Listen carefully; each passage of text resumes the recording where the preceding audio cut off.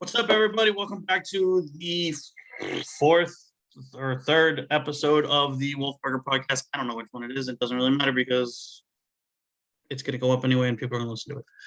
I'm here with Justine, excuse me, multi-talented, super smart, creative. The list goes on and on. Why don't you introduce yourself and tell us a little bit about yourself? Hello, my name is Justine Lucy.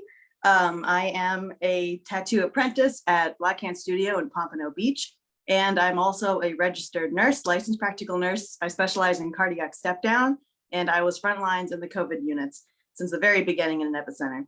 So I can answer any questions about, I don't work for them anymore. I left. So can't get me. So any questions about the nitty gritty, I can give it to you. Obviously HIPAA, nothing, no privacy information being messed up, but I will tell you the truth. I don't care. They can't fire me. I left.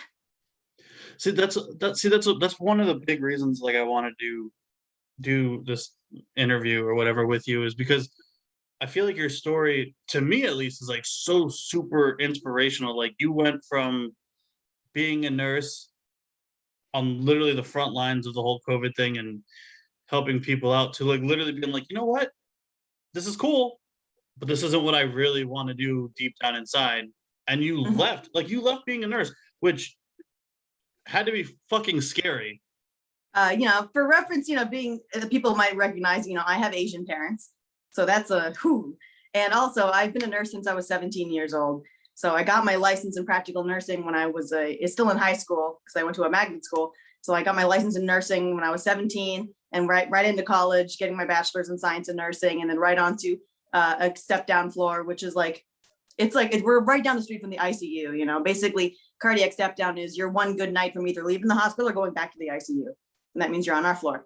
Honestly, like that, then right in the season, because Florida has seasons of just like getting maximum patients all the time, and being in South Florida where we got a lot of people coming in and out. We got a lot of older people who hop off the cruise ships and they forgot their medication and they drank too much and now they're chest pain and now they're here and now they need a pacemaker, and even though they're from New York, and now we got to deal with them, and straight into an epicenter in COVID, and like that shit was how it unfolded was quite extraordinary.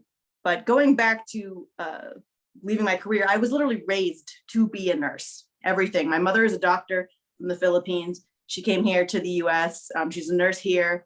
My brother, who is also a nurse, even though he actually has autism spectrum disorder, he's still a nurse. Ain't no excuses, and we had medical textbooks in the bathroom. Like I knew every bone in the body when I was in 5th grade. It was no joke, like literally raised in medicine to be a nurse. We used to dissect hearts when I was like 8 years old. And Thanksgiving, they used to give you the organs in a bag and the turkey. And we used to soak it in alcohol and dissect it and look at the atriums and stuff when I was like 8 or 9 years old. So it's kind of like ever since I was 17, like it's like the gas was pressed and it did not stop until I decided, I'm going to step off the gas, honestly. Yeah. And I'm just going to leave because it wasn't the plan in the first place. It really wasn't. I was always told growing up, you get the degree, you get the job, and then you can fuck off and do whatever you want. You can stay with the job, you have a backfall, and then you can fuck off. And that's exactly what I did. So was there like, I mean, without giving away, any word I'm looking for. You touched on it before with the HIPAA laws. Without. Oh yeah. I honestly I don't remember anyone's name. Okay, all right. So I'm not going to mention the hospital I worked at. Was there like one defining moment you were like, fuck it, I'm done, I'm leaving? Or was it like just like a buildup of things and you were like, you know what?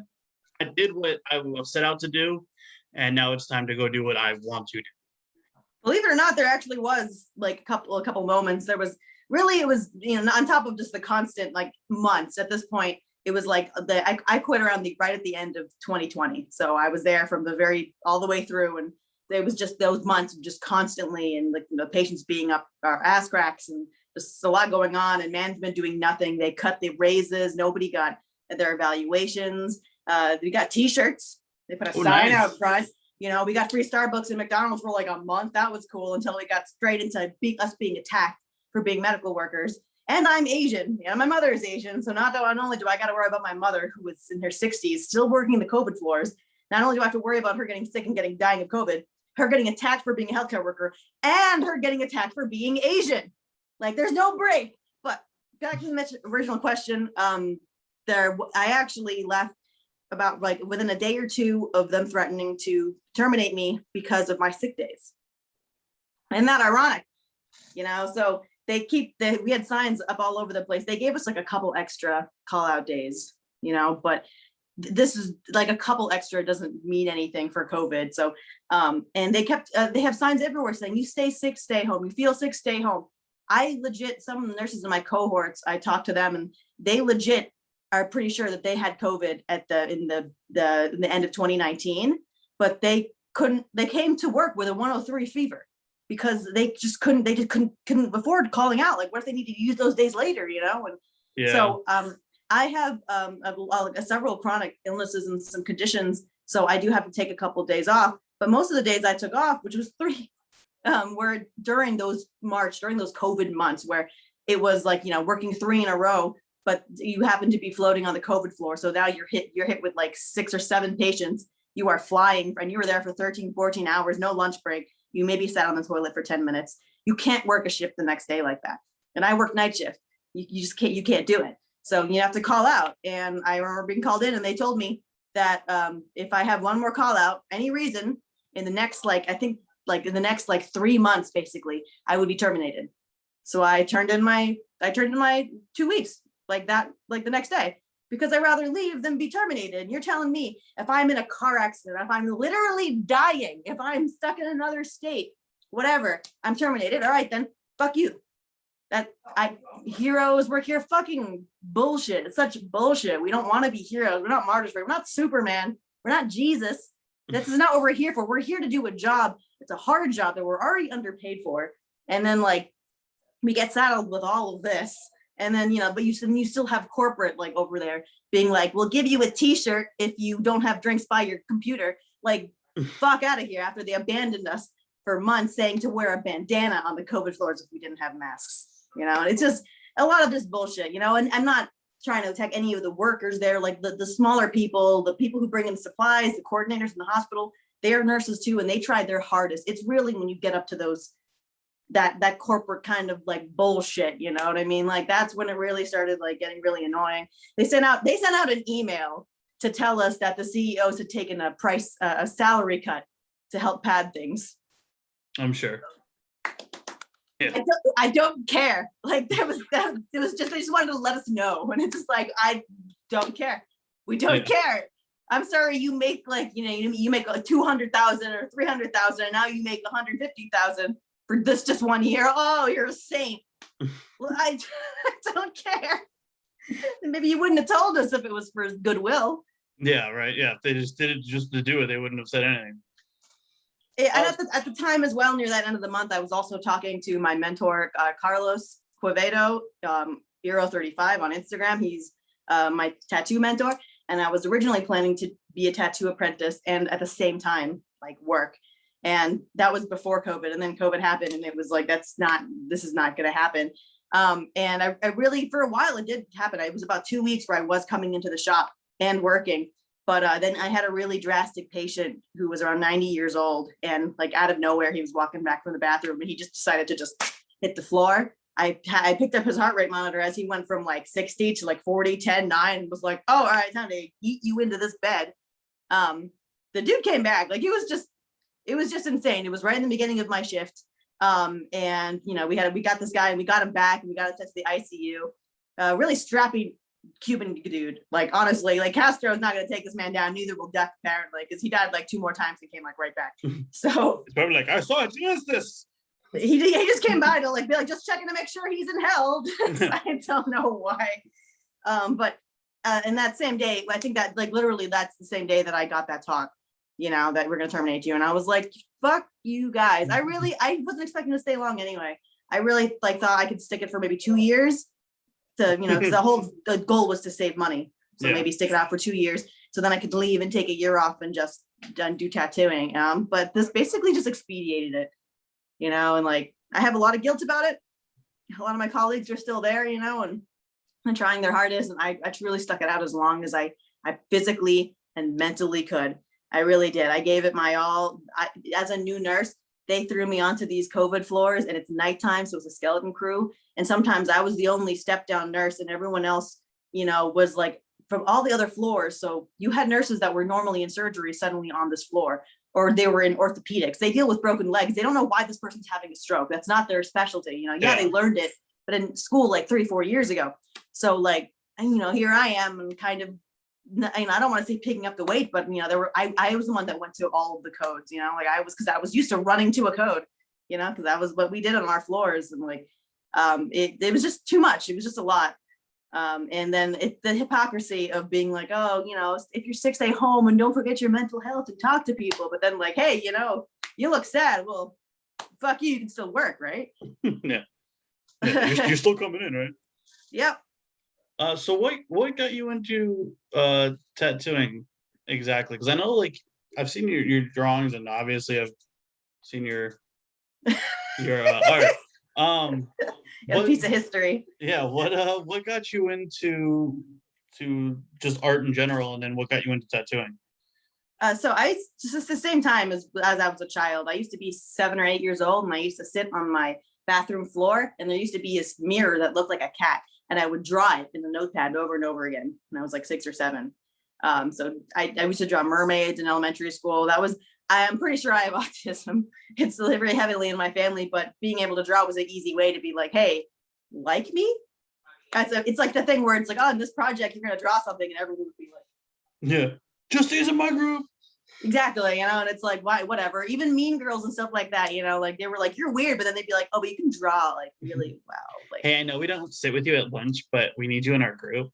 Yeah, exactly. And I would like, lunch. Oh, you have trouble with your bubble letters? Like, I'll fix those, Ashley. Like, don't worry. Like, Ashley, that's so typical. Yeah, I planted those seeds really early because I knew I was fucking weird and that shit's gonna come in handy later. So, but art has always been in my family. My dad can draw. My dad used to always draw like that, very Mad Magazine style cartoons and stuff like that. My mother can draw like out of nowhere. She's just Filipinos are just like that, just multi-talented. And she, you know, she's like, oh, you just give her a pen and just like an area, and she'll just like, she can like sketch it out, and people like not super well, but like definitely like more than you would expect a random person to. My Italian side of my family comes from like a line of tile layers. So like the mosaics, like a little, like making really cool patterns and stuff like that. That's even awesome. In retirement. Yeah, even in retirement, my uncle would have these coloring books that were like this big, they were huge, and they would have the most like complex mandalas, and he would just sit there and he would color them in. And like it was just crazy looking. They would look awesome, but they were so intense looking, like a cover of a Tool album, and he would just sit there and color them in. Gotta keep the mind sharp. Yeah, but that was the family's whole mentality. Was doesn't matter what you want to do, you do this first, and then you can do whatever you want, you know. And I'm not going to say they kind of discouraged my art, but it kind of was discouraged a little bit, you know. And thinking back to it now, you know, if it's all about the money.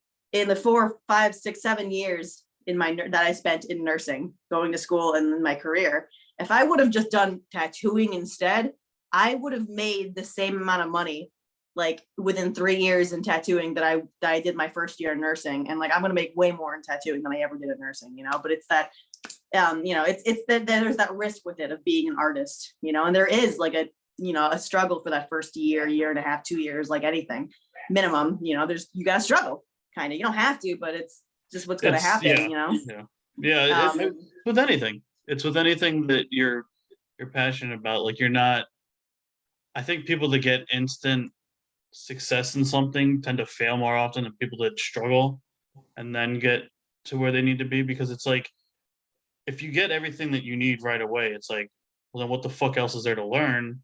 Like what else am I going to do? Like I've already accomplished everything. You kind of get, that's when I think people get complacent with their stuff, no matter what it is, whether it's, you know, absolutely art or music or acting. You see it a lot in tattooing. Actually, like there's so I'd be so surprised. My mentor would show me tattoos of these like really, really amazing artists, and then I'd look at the recent ones, and then it would be kind of weird, and then my mentor would be like, yeah, that's just when he stopped giving a shit. And it's like, how do you do that? How do you just stop giving a shit? You know, like anything in science and art, there is no never learning. My tattoo mentor, he's been tattooing for almost a decade, and he learns new things all the time. And I think it's that that acceptance of you are never going to be done is really what makes the difference between a good artist that's going to continue to get good, and like some of those big-headed artists that kind of just like stop, which is fine, I guess, if that's comfortable. If you don't have the energy for that like constant like hitting the pavement, then that's all fine and good. But legit people do just stop. And and I've been kind of, everything I've been doing since my adolescence has been training myself for tattooing in a weird way. I started collecting ink magazines when I was a child.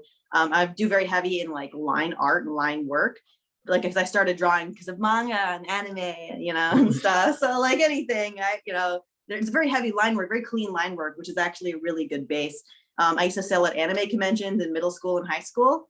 I started going to like little YMCA ones, Young at Art museums, and then like I've been at Florida SuperCon, AnimeCon, MiamiCon. I've done like I've done quite large conventions, selling my artwork, and to learn about the process of like, what do you spend to what do you get, and just to really be like, is art for me, because in the end of the day, the reality of art is you're not really trying to get rich off of your art.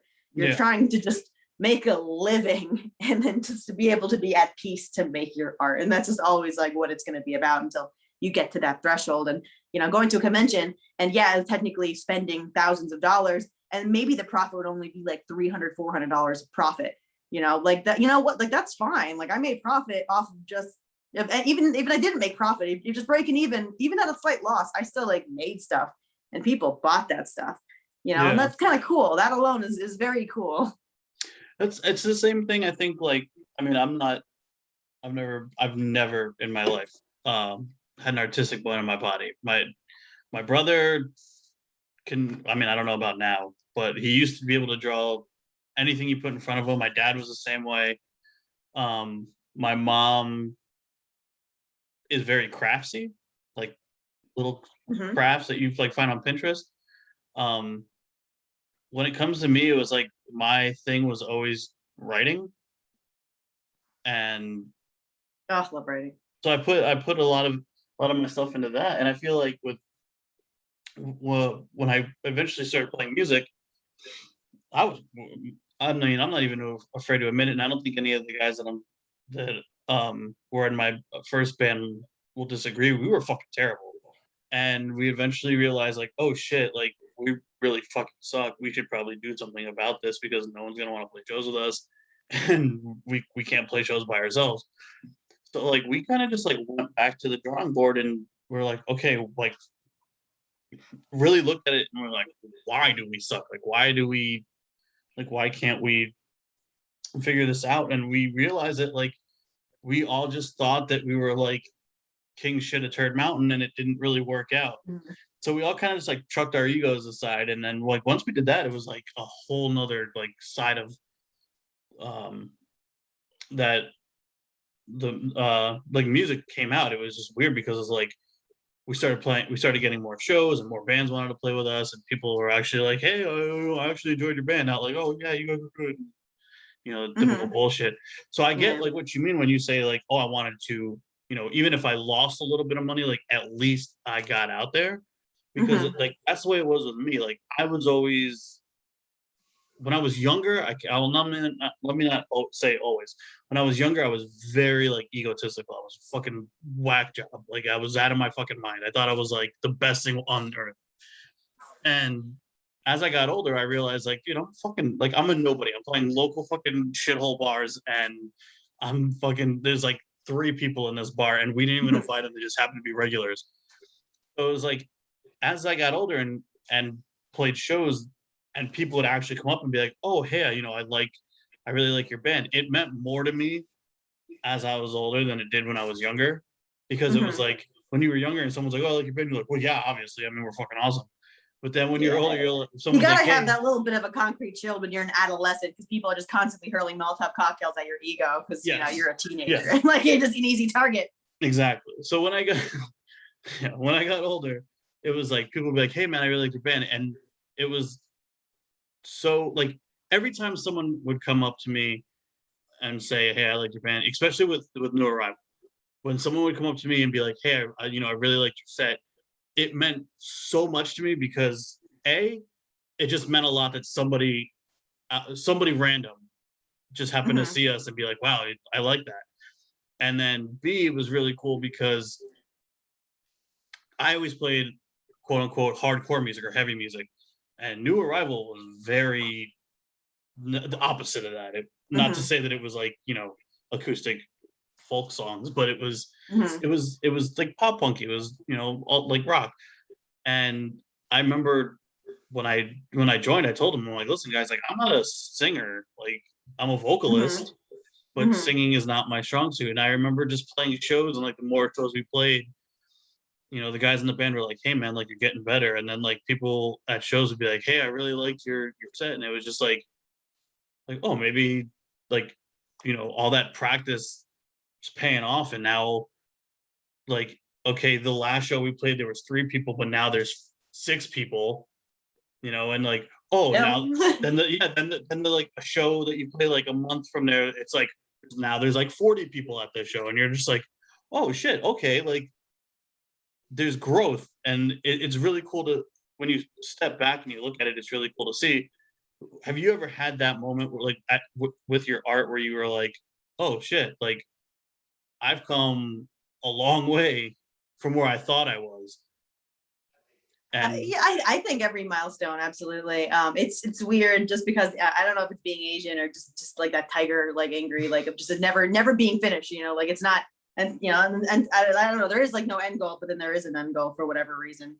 But I would enter art contests all the time. Ironically, I've won quite a few of them, but I've also been kicked out of more than I've actually won. So that's interesting. I actually have a YouTube video about that I've been kicked out of not one but 2 art contests for being too good. And at conventions as well. Just that I really do like. My demographic normally is usually probably girls around the age 14 to like 19, 20. And there's something about being at a convention and these girls that come up and they see my stuff and they go, ah, and it's just like, because I remember the genuine joy of just like my art is very, my aspect of good art is very different now, as just like anything, as your tastes go up, so does your taste in artwork. But Mhm. I made jewelry and stuff as well, or when I would draw their commissions, and like they just like loved it so much. And I had several times when I was in conventions where and there's a couple of girls and they would come up and they go, I'm such a big fan. And I was like, a fan? Of me? A fan? Yeah, you yeah, know, as that's another thing of like, I don't know if it's about the Asian thing, but it's always kind of keeping your eyes down and always kind of just being, thank you very much, being very humble, always. And it can actually get in the way when there are times where you kind of do need to boast your clout.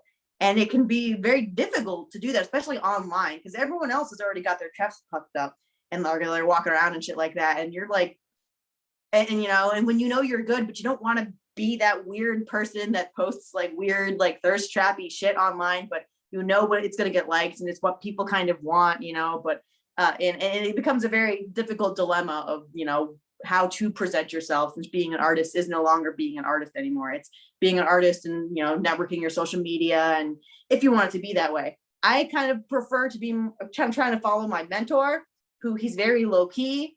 No one even knows what he looks like. If you go onto his like Instagram, you'll have no clue what this man looks like because yeah. he's in nothing. He does not post super often. He posts occasionally, they get a lot of looks and likes, and his stuff is amazing. But when you say anything, all he says is, thanks so much, man. It's very humble, very like small. Not to say that he's small. He is my height though, but versus I know, but it's a lot easier to get clout, like especially as a woman. Obviously I have cosplay photos and I have things like that, and posting like sexy photos and stuff. But like, I don't got that kind of fucking energy, and like, I don't care. I don't want you to follow me just because of what I look like. I don't want any of that, because then the minute I don't look that good, you're gonna like drop off, and I don't want followers like that, or just people in general. It's just not. It's not in the long term. It's not conducive, and building that little fan base and recognizing your followers and like talking back and forth with other artists is like a large part of how to get big. And it's a difficult thing when like you said, go and get to a show, you see 2 people coming, 4 people coming. It becomes the equivalent of those likes and those those retweets and those follows and those followers. Like you only have. I remember having like 100 followers and it was like such a big deal, years and years ago. And then you go up higher, then it's like 1,000. It's such a big deal. And then you get like bigger, and then it's just like that. It's also going to be not a big deal on TikTok of all fucking things. I got 10K. And I've been on social media for over 7 years actively trying to promote my art, and it never gets fucking anywhere. Selfie of myself gets like 80, 90 likes, but a piece of artwork will get like 3. And it's like, okay, fine. Yeah, I've never understood that. It's crazy because like like you said, like you'll see like a girl, like you'll be you're on, like you said, like you're on TikTok or something, and it's like a girl doing some stupid fucking dance, and like it's got like a million fucking likes, and then like you like watch a video of this dude like painting a picture, and it's like the greatest thing you've ever fucking seen. It's got like 40 likes, and you're Yeah. just like, this is the fucking problem. Like this is Yeah, a problem. exactly. And it's a lot of like not knowing like what the reason is, and like the same thing with algorithms and Instagram basically shot itself in the foot. Instagram now is, unless you become viral for whatever reason, unless you were already like 10, 15K, followers in, like, or, unless you're already established, like you're not getting anywhere without paying money. Like I stopped giving a shit about it because with tattoos, people kind of tend to come with tattoos. I'm not saying that to be like, people will come. If you build it, they will come. But it's tattoos. The things are going to show up. People tag themselves, and like your shit gets out there. Yeah. So I stopped sweating that shit too much. And because that really, it all is just trying to get you to pay for promotions. And even we did experiments when we paid for promotions, and it's unless you are constantly paying for promotions, and often, like you're not gonna get really any results. So like I don't blame people for leaving and going to other avenues. TikTok has been really good for like small artist communities and all that before they reset their algorithm every once in a while, and all of a sudden, and then you don't see them anymore. Yeah, all of a sudden you just get like dropped to the floor. Your 10,000 videos now you used to get 10,000 likes, now you can barely get 200 views.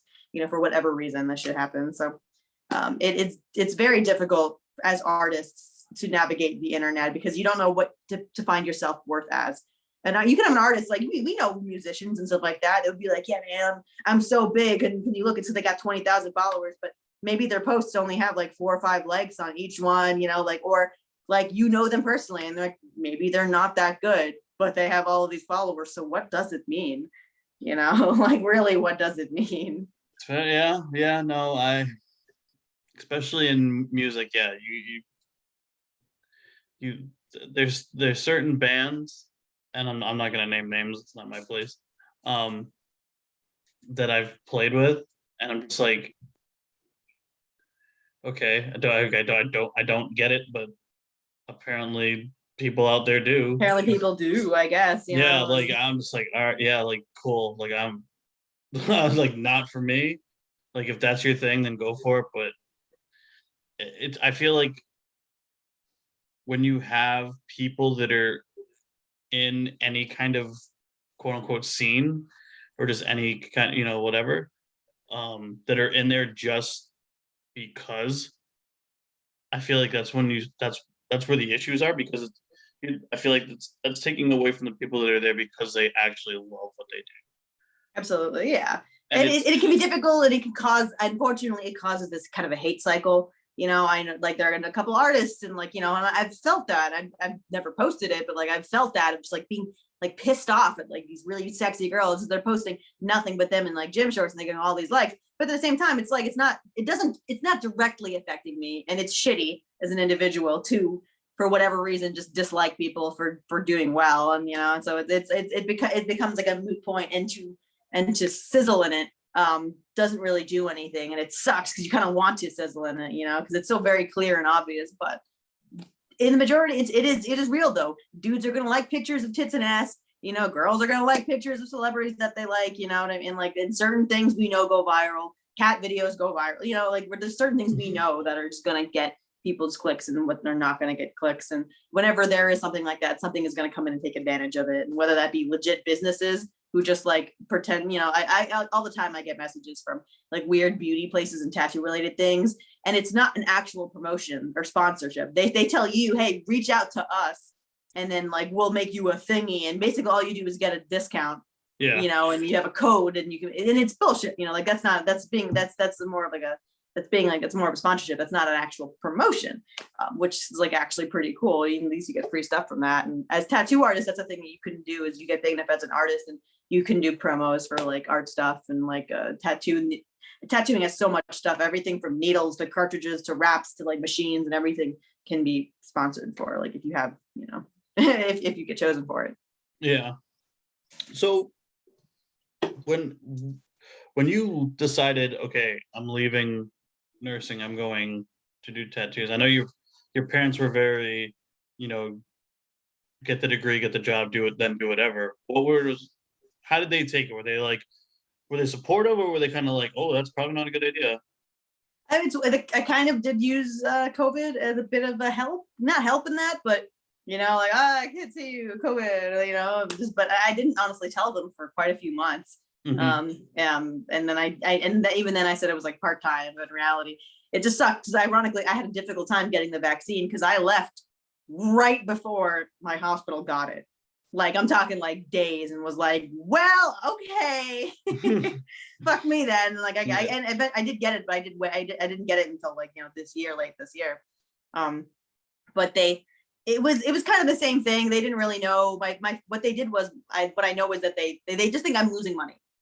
Because right now as a travel nurse, I could go to I can fly to North Dakota or South Dakota or one of those Dakotas and make 7 to 9K, in a single month, or in just like a couple of weeks and a couple of shifts, going to New York, being a travel nurse, going here and there, and I can make like a fuck ton of money. I have a friend that's a travel nurse and he made 250K this year and he's 23 from Wow. because he's got a year of ICU experience and he's just been flying all over the damn place, but and that's what my family sees. They keep sending me things, just being like, yeah, I know you're nursing, but look, and I think it's just that I'm not understanding what kind of a career this is. This isn't like stop in and do paperwork thing. Like this is nursing. This is, everything you do is recorded, and everything you do right or wrong can hold your license and yourself personally accountable. And you're in a foreign place. You don't know you don't know the things, you don't know the people, you don't know the location, you don't know the system, and you got to figure it out really quickly and do your job on top of that. And that's why you're getting paid that sort of money. It's not a brisk, easy walk. My friends that went to Brooklyn in March at the head of COVID, they came back, and you could have sworn they had 2 tours in Afghanistan. Like they're different people because they had them working 6 days straight with 1 day off. Yeah, they made like 20 to 50K in a month, but like they don't remember that entire month because it was just like such a weird cycle of just trauma and death and just all this stuff. And like in the end, like it's not worth it. Like, yeah, I saved up a little bit of money. I'm not struggling like bad, but like, like I'm Asian, I can budget. And I'll be doing tattoos by the end of the month, and like I'm not gonna be charging a lot, it's more like the kind of shop minimums and whatever, but over time, I'll be able to make the money from it. And the money's just not worth it. It's not worth it. It's not even a lot of money for the amount of physical work you have to do, like on your body, mentally, just physically. Like it's not like, I already have a weird spine, and nursing has just done nothing but fuck it up, because nursing teaches you how to take care of other people. They do not teach you how to take care of yourself. Yeah. Because in the end of the day, like you are a nurse, you're kind of a number, and you hear all the time there's nursing shortages, but then you have new grad nurses, and it's like so hard to find a job. You gotta apply everywhere. So at the same time, it's like they will throw you away. They don't care anymore, and this cycle will not be able to sustain itself. This travel nursing, you can't pay your nurses that work at your hospital, they're like $20 or $30 an hour, and then pay and then like pay other nurses to fly in at like $70 to $100 an hour. You can't keep doing that. Like the hospital can't afford to do that, and the morale is running out too, because it's like, why am I here? You didn't give us a raise. Where I'm being loyal to you and staying here, and like, what am I getting? So nurses are leaving the career itself. Like I'm not the only one, and just leaving to be a travel nurse because it's a better opportunity. So it's like it's going to implode on itself. I mean, it pretty much already is, but definitely a good time to get out. So, I mean, I can imagine, you're talking about the physical toll. I mean, that's got to take an extremely, extremely emotional toll as well. Just seeing, that magnitude of bullshit, really. I mean, I'm not, not saying I'm not saying the COVID is bullshit. That's not what I. Yeah, I get it, but it's that was half the battle. Half the battle was COVID itself, and the other half was the people.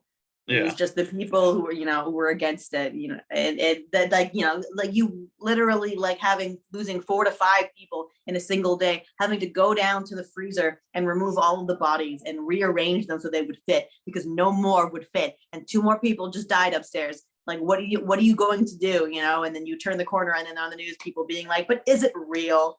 Yeah. It's like, I'm not wearing a mask. I really wish it wasn't real. I truly wish I could believe these conspiracies. I wish I didn't have to listen to a family scream on the phone because we had to tell them that their member had like passed in the middle of the night. That was totally fine days ago. Like I wish that was all fake and that was recorded and it was an alien. I don't know. Like, it would have been great. I wish, but it wasn't, and it isn't, and it still isn't. And the magnitude of it, people won't, I thought about this in the last podcast that I did. People keep talking about, don't forget 9/11. Y'all won't shut the fuck up about 9/11. Don't forget about COVID. People need to not forget about those first few months or weeks when people were like, when we genuinely had that lockdown, when we saw news coverage of those wooden coffins being put into the ground in a pauper's grave in New York City, like just the sheer number of people dying. Don't forget that fear. Because it's like that fear only lasted for like 2 weeks or whatever. And then it became the conspiracies because people wanted to believe in anything else but the reality, because it was a grim reality, and people didn't want to believe in it. And so they chose these conspiracies and these comforts over the reality. But like, don't forget 9/11. Don't forget coronavirus, like the beginning of it. I won't shut the fuck up. Put that on a t-shirt. Put that on some weird bullshit. Make a museum to that. Yeah, it's funny because like as a New Yorker, it's like, yes, 9/11 was like one of the fucking worst things you can experience. Granted, I wasn't in New York when it happened, but being like that's my home, like that's where I've been to a lot of different places, but when I'm in New York, it's like where I feel just like home. Mm-hmm. Like, yeah, it's crazy because like you think about it and you're like, wow, 3,000 people died, like that, like. Mm-hmm. But then it might as well have been that fast. I remember like counting down, like every day we would look at the death count in the hospital. Not every day, but like, and by the way, the death counters were always below what they really were. I remember when the numbers first started coming in, because my hospital got one of the first residents to die in South Florida of COVID. And like, it was basically like, we knew we had 2 deaths of COVID. I have friends at another hospital that they already had 2 deaths. So we know for a fact there's at least 4, and then they're only reporting 1 on the news, so like always since the beginning, they've been under, and like, so it's always been way, way worse. And I remember watching it and like, 3,000 people died 9/11. And as the numbers kind of crept up, it was like, guys, we're approaching those numbers. Like, this is half the amount of people. And then it became the same number of people. And then it was 2 times, 3 times. What's our death toll now? It's like 6 figures already. Like, I remember back in the day, when that former asshole was talking about how like, oh, it's not going to be that bad. Maybe at most we'll lose like 200,000 to 500,000 people. And like, and they thought that it would never get that high. And those are the numbers, like just in the US, like it's fucked. It's absolutely fucked. And I get it. People are numb to the numbers. You can't even look at a post on Facebook of the news being like, hey, here are the numbers of, and all the comments are like, well, who died in a car accident? And like, are any of those retested? And how many of those were fake? It's like, if I could punch every single one of you, I would. And sometimes I do. Sometimes I go down the comments and just call everybody a cunt, and then get put in Facebook jail. I don't care. No, that's what I was getting at. It's just funny because it's like, 3,000 people die in New York and everyone's like, never forget. And it's just like, bro, there's like fucking almost 4. I don't know. It might be over. Almost 400,000 people dead now, and there's still people who are like, I'm not wearing a mask because it's against my constitutional right. Like, I don't give a fuck if it's against your constitutional right or not. Put the fucking thing on. Like, and people saying that, it'll be like, I love the people saying that. You look at them and it's just like, have you taken your cholesterol meds today? I know you're on 2 different types of statin and your heart don't beat too good. I see it. Your legs are swelling. You are the last person to be talking this shit, because you are always the first ones to die. And when we kind of know that you're going to die of COVID, you get put in the end of the hallway, especially if you're a DNR. And it's a fucked up thing, but like it does happen, like if you're not looking good and it's a DNR and it's just, and the resources are limited, you get put on the end of the hallway. So like you see it super, super often. And like, and with the amount of people that you've seen in the news, that is the person who were all the people in those early anti-mask thingies, and then like half of them get COVID and all of a sudden they all shut the fuck up. It's like, we should not have to get to that point. You shouldn't have to be inflicted with the virus for it to matter. Your loved one shouldn't have to die for you to finally get the message. But exactly. For some people, like, if you're that's the price you pay for being that stubborn. And now we're back with our vaccines, and you can go all the way back to Benjamin Franklin. And one of Benjamin Franklin's sons died of smallpox, and the vaccine was already out, and he was skeptical about it, and he didn't give it to his kid. And he like wrote this whole long note, and he basically was like, I killed my child. He's like, I can't believe this. If I could go back in time, if I could pay anything in the world, I would go back and I would inoculate my child. And anybody who loves anything or any piece of their child or whatever, please do the same, because he's like, with all my genius, I lost my kid because like I was a fucking idiot. Ben Franklin said that like way fucking back when, so, and people love forefathers. I'm talking about the forefathers and like what they would have wanted and everything like that, even though half of them were dying of syphilis at that point. But like, it is true. And the vaccine thing is just like anything. I have no tolerance with anti-vaxxers. And now that I'm not a practicing nurse, I don't care if I get arrested. So like, let's put a message out to y'all. Justine's coming guns blazing. I'll fucking come for you. I'm gonna tell you and do things for my colleagues because they can't. Hey, that's what it's all about. I mean, it's really cool. Like I said, I think it's just like super inspirational that you went from one career that many people, myself included, look at as one of the toughest things to do, without going to war. I have soldiers tell me thank you for your service, and I'm like, I don't know how to feel about that. Yeah, no, thank you. I really talked to a soldier about that, and he was like, yeah, it's weird, right? I don't like it either. Like, apparently like most legit, I guess, people kind of just not about it, because it's just like, what does that even really mean? And yeah. I mean, it's still thank you to your service. Like, what? I didn't. At least when you're choosing to go to war, you're like, I might get shot. Like you're like, it's just a thing of like soldiers dying in combat. Like in nursing, it's just like, you're supposed to retire as an old person in the OBGYN and take care of babies and shit like that. And yeah. Unfortunately, aggression against medical people has gotten like way higher. So legitimately, like, you can get killed in healthcare too. But we're not supposed to die of these diseases. Like that's not it. We didn't sign up to go to war. We wanted to take care of people. I think that's a really big difference. Like, we did not sign up for this. There was no contract. This wasn't in anything. I mean, it's kind of at the bottom, like some pandemic. It's always kind of like somewhere, like right, like under nuclear explosion and like earthquake and shit. But like, I guess but we still none of us were prepared for that sort of thing. No, I don't think anyone was prepared, and I think that's what was crazy was that it was. I remember when like it all first started going down, because it was like right after my birthday. Like my birthday is literally mid-February, like the exact middle of February. There's no way around it. It's then in the middle. And I remember that was kind of like the last big thing that we got to do that year, because it was like after that, it like literally turned into a shit show overnight.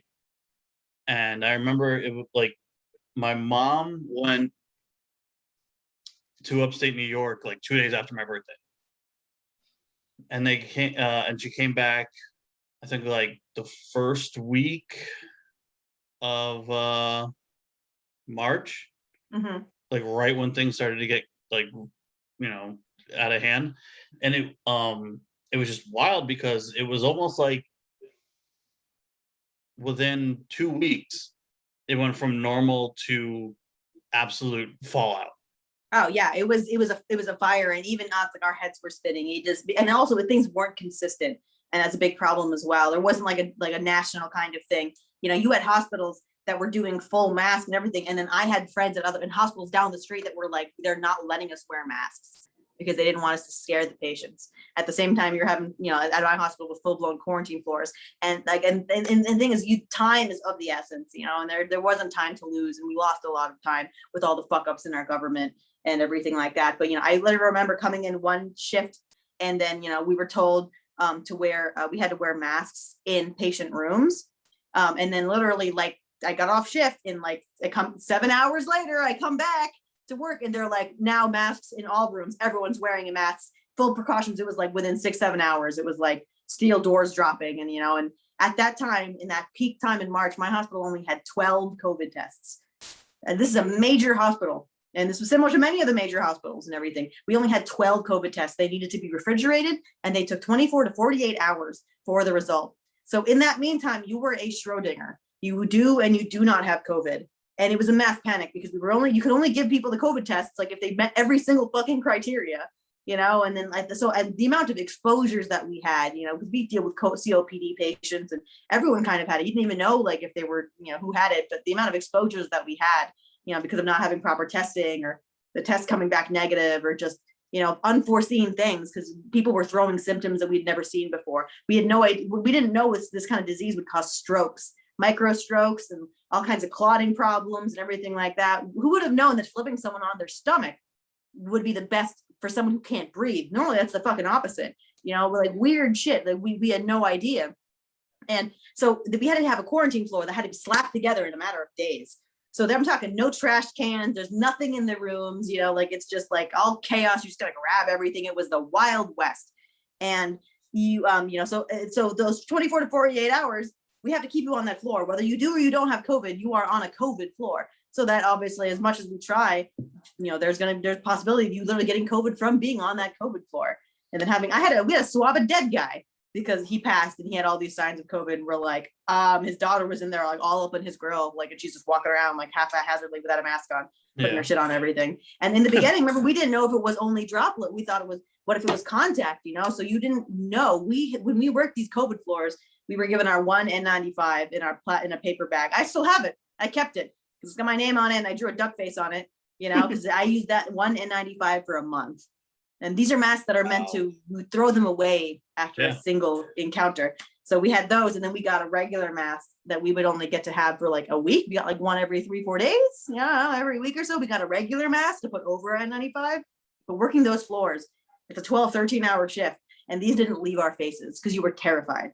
Because there was no hand sanitizer. Our hospitals were running out of hand sanitizer. People were stealing gloves and soap. There are these wipes that we have that we used to wipe down beds that used to be in every patient room, and people were stealing them. So now we only had one for the entire floor, and we were given a plastic bag, and they would give us like 6 or 7 squares and go, here you go.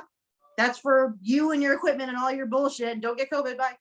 And that was it. So we wore these masks. We didn't want to drink. We didn't want to eat, but we had to use donated face shields because they were sold out online. There was nothing there. We had donated face shields from a couple of the colleges that people had 3D printed for us. A lot of the stuff we had were donated, and this is a major hospital. That's insane. And watching doctors literally have to wait as a patient is dying when seconds count because they didn't have masks, and we had to wait for someone to run around and find a mask somewhere. Even they were locked down so difficultly, and the doctors we needed them in there to intubate, and they had to just stand there because they, you're so used to jumping into things, but at this point it's you as well. Like, you might go in there and like now you get sick and you die. Now you're going to be no use to anybody else if you die. So literally watching somebody die, I don't know if, potentially die because of just not having the proper equipment in a country that we supposedly have so much of everything. Yeah. Let's go from doom and gloom to not doom and gloom. Is there any like hidden talents you have that we don't know about? So I don't know if you know this, but I'm also a belly dancer.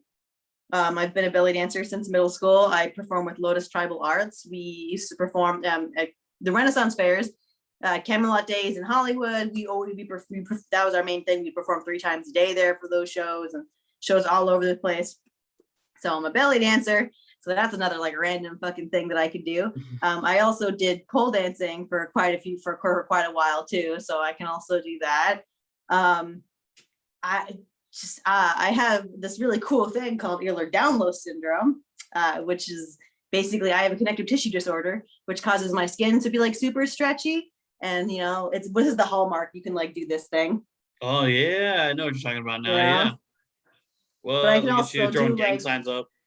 Yeah, I can like do like really weird like stuff, and my elbows like they bend too much, and like yeah, my skin is really stretchy, and like still kind of cool stuff. Yeah, so my DNA is just really spicy. It's got a lot of like rare genetic shit put in it, to the detriment of myself in the future. But like I do get velvet soft skin. That's one of the symptoms of Ehlers-Danlos syndrome, is having really nice skin.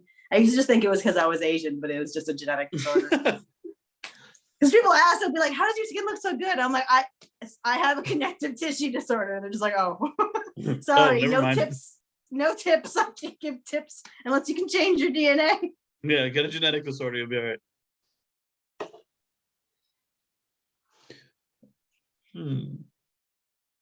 That's interesting. I didn't know that.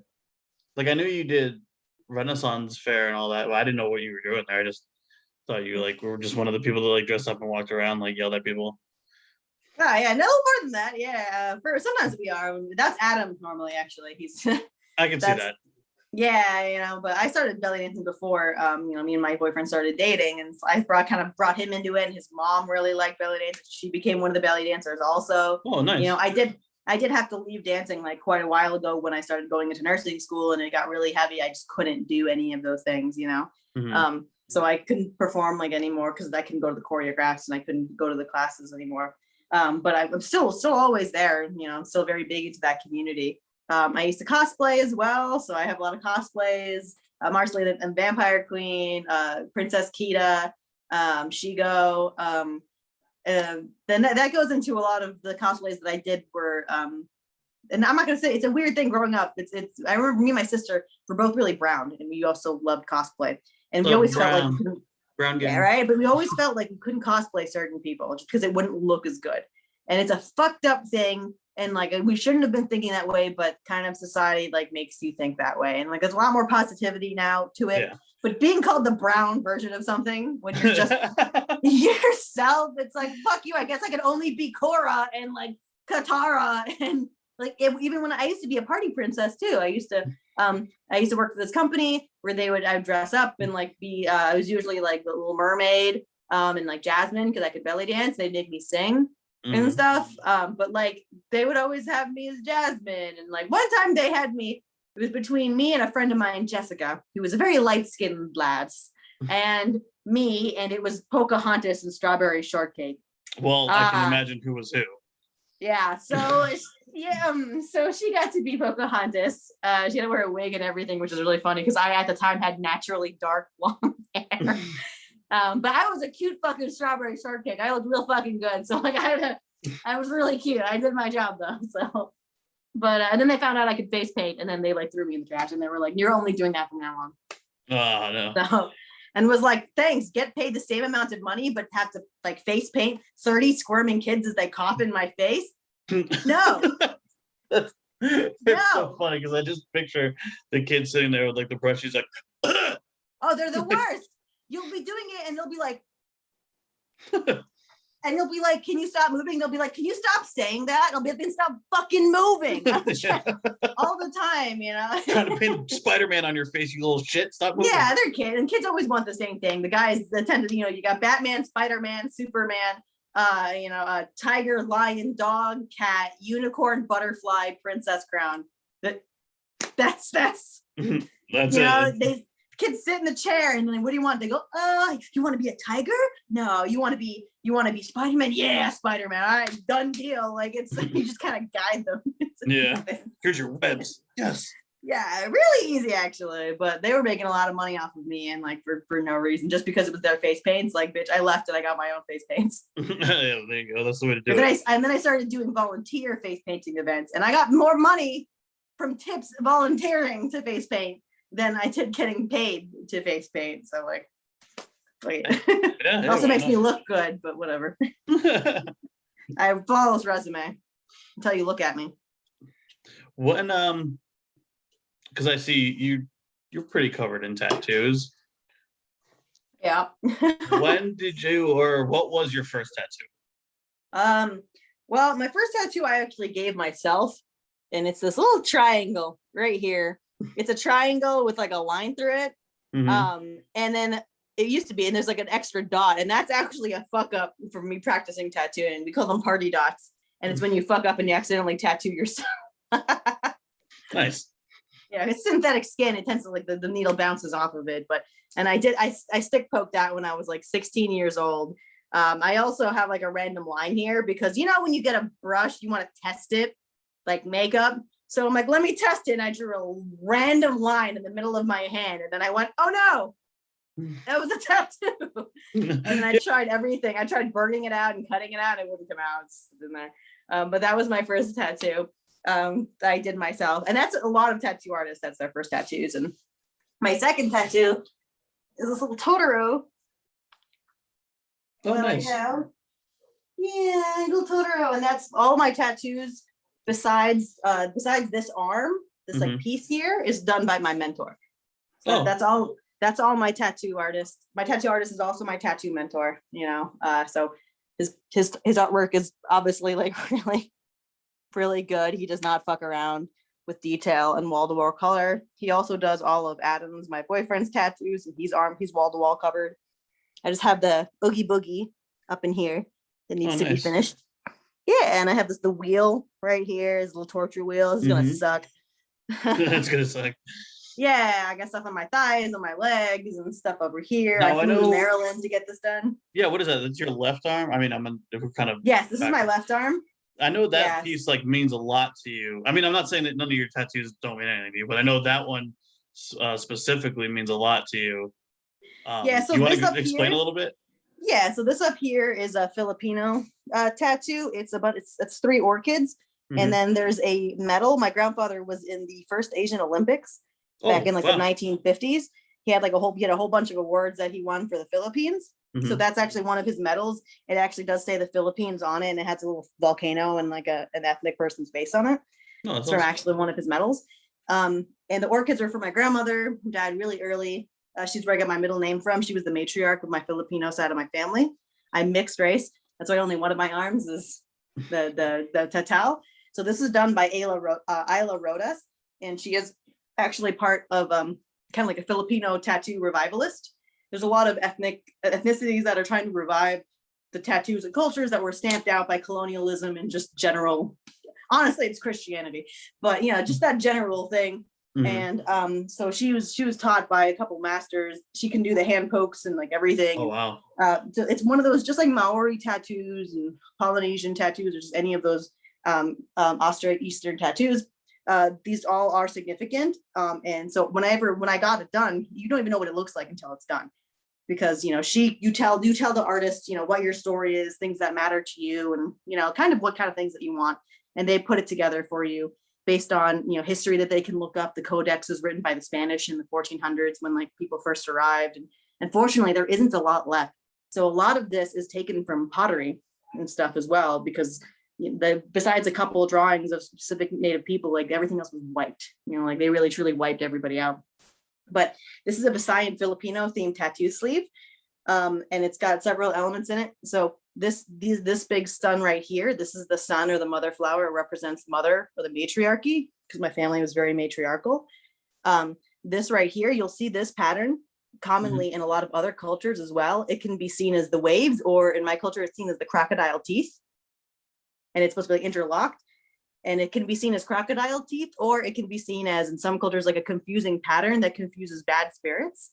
It's like it's one of those lost in translation. It's things, almost like, I mean, this is open to interpretation. Obviously, I don't know what the definition is. It almost to me seems like it's like a protection thing. Yeah, and I think crocodile teeth like work with it too, because they're supposed to be mighty, like the warrior, like scales.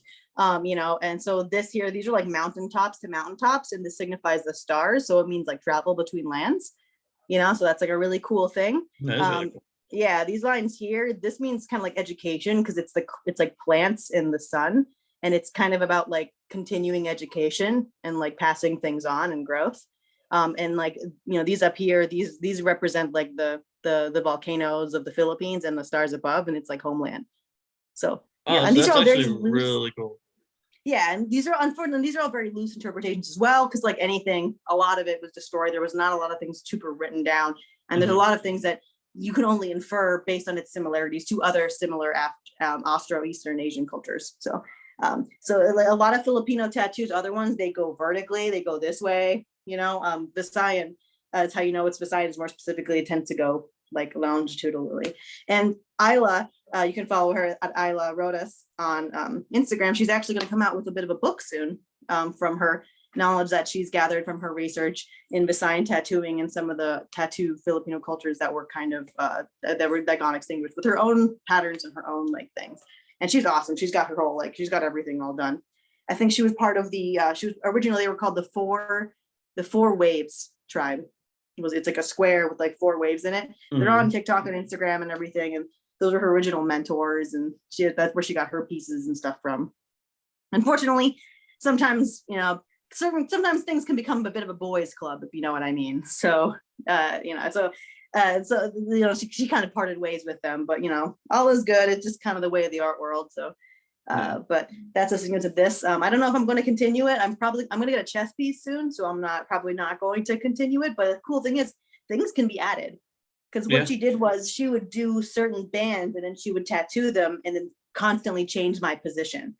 So this wasn't applied like a traditional stencil. This was for the most part completely drawn on and then constantly erased and redrawn based on my position. So I have people stop me because it looks like it's not, like it looks like it's a sleeve, like a fake sleeve, just because it's like really perfectly around my arm.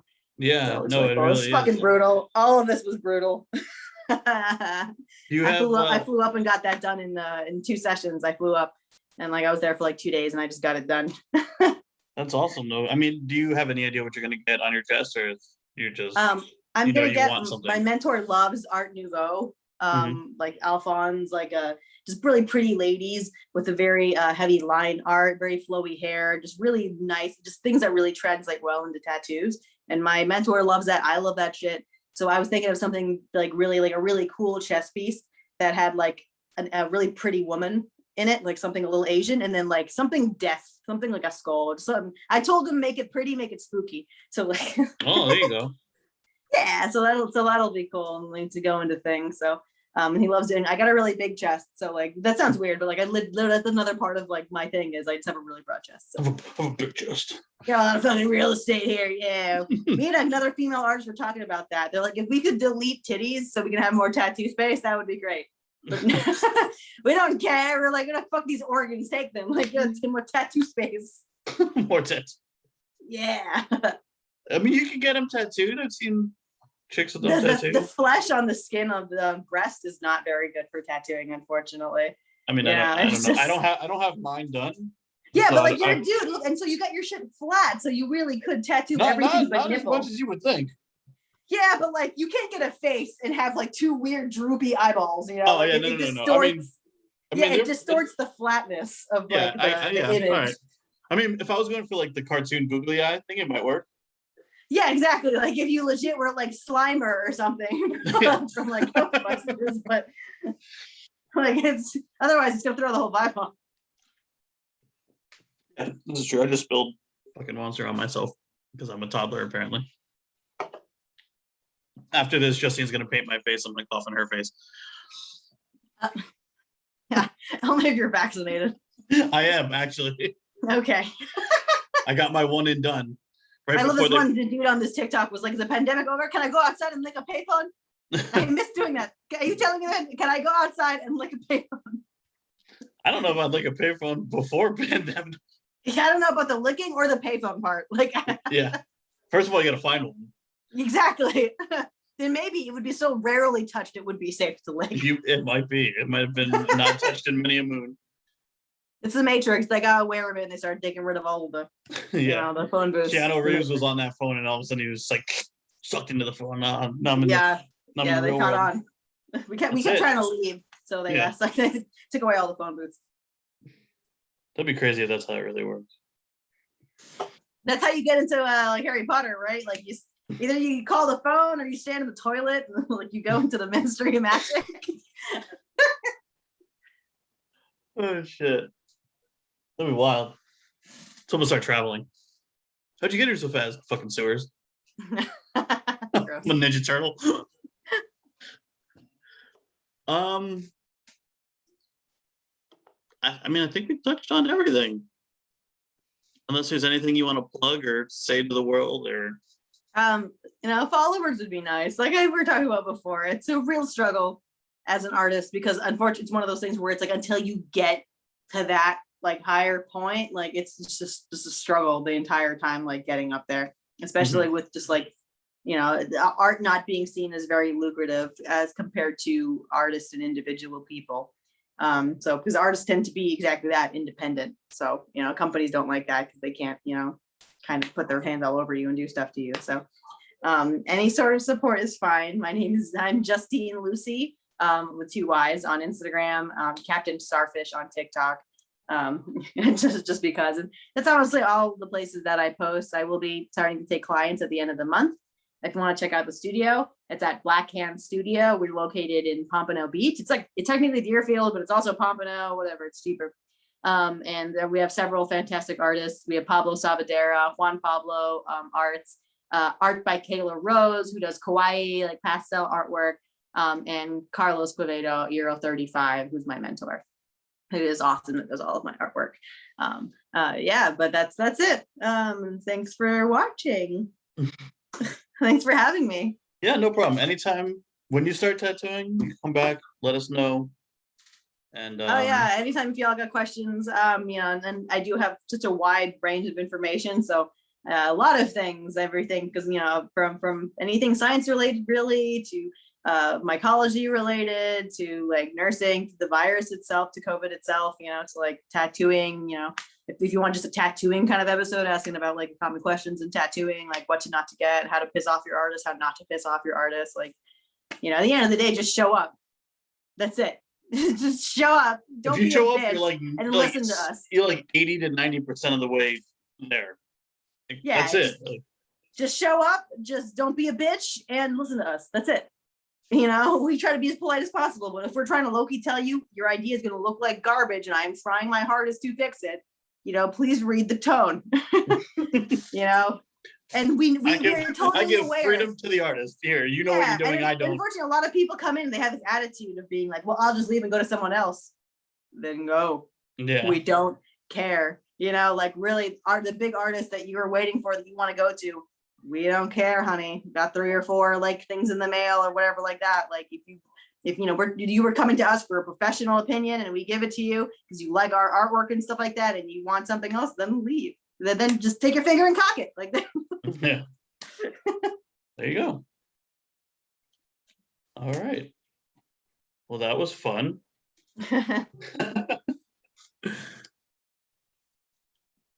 And yeah. This was the Wolfburger podcast, episode something. I don't know. I'll figure it out when I edit it. All right. I'm assuming this outro music, there might not be, but like I'll put some in just because you're dancing. Or you know what? I might not. I might just be an asshole and leave it completely silent. I will make my own beat. I will dance anywhere because I'm insane. All right. Good to see you. Good to talk to you. Give Adam my love. Yeah, for sure. Adios. Adios.